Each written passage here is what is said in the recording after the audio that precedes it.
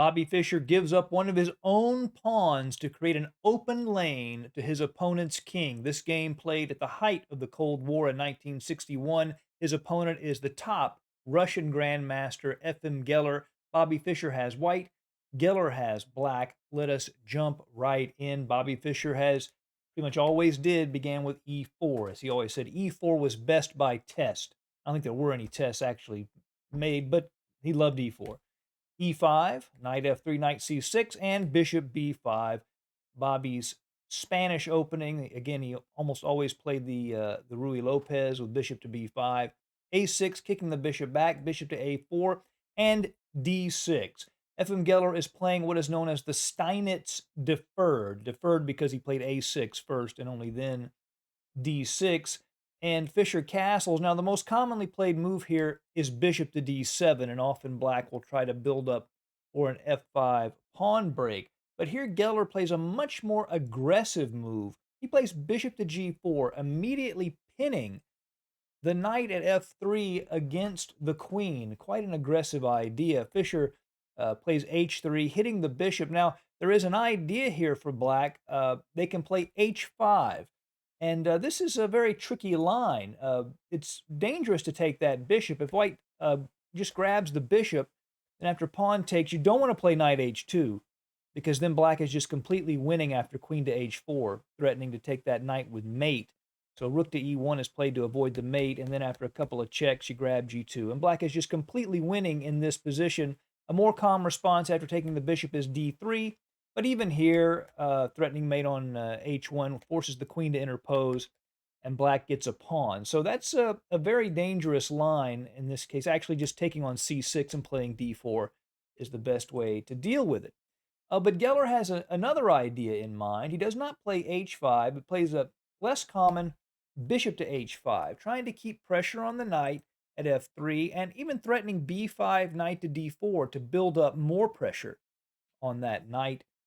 So Fischer plays c3. That keeps the knight out of d4. Of course, it also allows him to play d4 himself, and the bishop might tuck away at c2 if he needs to. Now, the most common move here for black is knight to f6.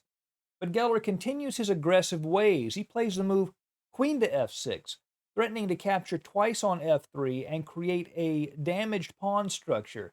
There will be doubled pawns on f3 if he's able to take bishop takes, queen takes, pawn takes. So Fischer plays really the best move in the position, stopping that, g4.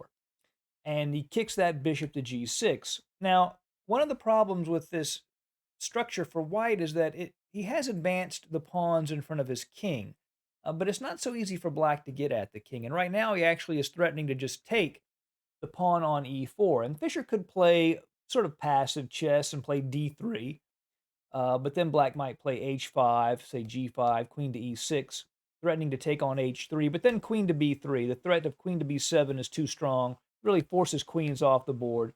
And in this position, white would have a slight advantage, but not much else. Fischer, of course, wants it all. He was a maximalist in chess. He wanted to get the most out of every position he possibly could.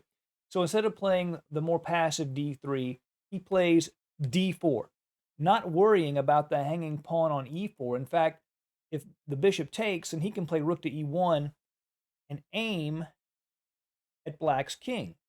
Nevertheless, even worse for black would not be to take that pawn and allow Fischer to sort of consolidate his center, and then he would just be able to crush black. So black really needs to take that pawn whether he wants to or not, and Geller does grab the e4 pawn. And of course, at the moment, he's threatening to win the knight at f3, but Fischer plays knight b to d2, defending the knight at f3, also hitting the bishop at e4, so that bishop has to make a decision.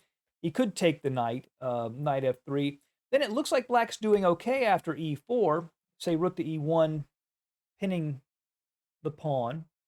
d5, it looks like black is clogging up the e-file, has some space, and is in pretty good shape, but all is not what it appears to be after a move like bishop to g5. If he plays queen to g6, then queen to b3 is very strong.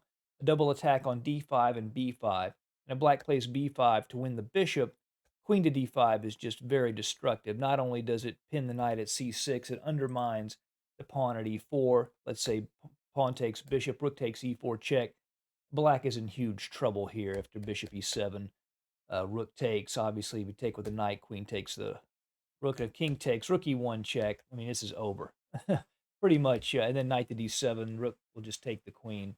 Those are just some sample lines if he takes that knight. So he just retreats the bishop to g6. He keeps the bishop on the board. Now, Fischer again wants to play the rook to e1 and put pressure on the king, but in order to do that most effectively, he first takes the knight at c6. He gives up the bishop pair, but he removes the best defender of the pawn at e5 and also does some damage to black structure. Pawn takes, and now this pawn is undermined. And if you look at Geller's kingside development, it's pretty much non-existent, right? The bishop, the knight, and the rook are still all on their original squares. He has not yet castled, and the queen side does not look like a very safe place for his king. So Fischer has a lot of pressure for that pawn. He goes ahead and takes on e5. He could have played rook to e1 immediately. There actually are 2 or 3 decent moves here.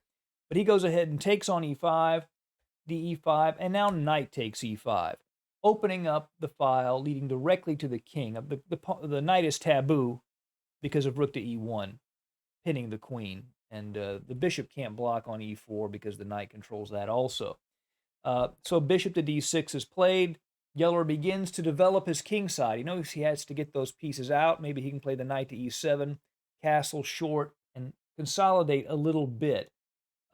Fischer goes ahead and takes the bishop at g6. And here, if hg6 looks strong, opening up the h-file for the rook, but after knight to e4, Fischer's putting on a lot of pressure. Queen to h4, again, looks very dangerous. Queen to h3 with mate threats, but they just don't pan out. After knight d6 check, pawn takes, queen takes d6, the threat of rook to e1 is very, very tough to deal with. For example, you can't play queen to h3 because rook to e1, and it's just a quick mate. So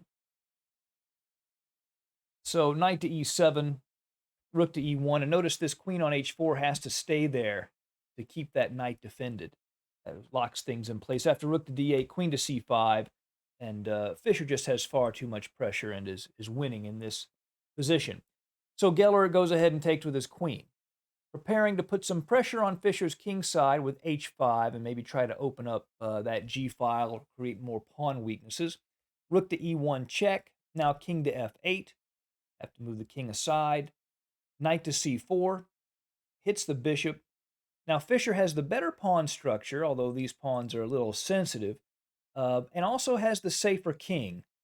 Obviously, his king isn't completely safe, but this king on f8 is in bigger trouble than Fischer's king is. Black plays h5, again, wanting to open up lines directed at white's king. Knight takes d6. If he takes with the queen, you just take with the queen. Pawn takes, bishop to f4, threatening bishop takes d6 check. For example, if he plays d5, just bishop to d6, and he would have to block with the knight, and that would win that piece. But if rook a to d8, or rook to d8, excuse me, rook a to d1, piling up d5, then rook to d4, and white's in total control. Basically, he can't defend against the check on d6 and the a6 pawn after rook to a4, and white just eats black's lunch in that case. So Geller goes ahead and takes with the pawn, leaves the queen on the board, hoping to maintain some attacking potential on white's king. Bishop to f4, and here black's best move might be knight h6 with the king tucking away at g8. It's not great, but it might be better than what was played in the game. He plays d5, which makes sense, defending the pawn. The queen at g6 keeps the d6 square defended, preventing the bishop from going to that square at the moment. But Fischer's next move is very, very powerful. He plays the move queen to b3 with 2 very serious threats. The first is queen to b4 check. So he's checking on the same diagonal that the bishop wanted to be on, but the queen controls it. But he's threatening to play queen to b4 check, and that would be truly devastating if that were allowed. And he's also threatening to penetrate at b7, get control of that 7th rank while hitting black's rook on a8, a very difficult position for the Russian Grandmaster Geller to deal with.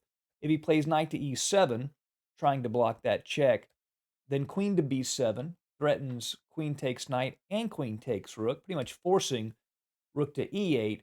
But then Fischer would have this powerful idea: rook takes e7, rook takes, then queen to b8 check, forcing the rook back, and then boom, bishop to d6 check. He doesn't want to give up his queen, but if he moves the king, then queen takes rook check, and obviously that's too much material for black to survive. He would have to resign. So he plays hg4. He knows he can't play defensively. His hope is to create some pressure, maybe a discovered check dealing with Fischer's king before Fischer has a chance to attack black's king. So Fischer, queen to b4 check actually is fine here. He could have done that. The knight would have gone, and he would just have taken it. But he plays an even stronger move. Queen to b7, attacking the rook and still maintaining all sorts of additional threats. If rook to e8, that does not work. Rook takes, king takes, rook to e1 check.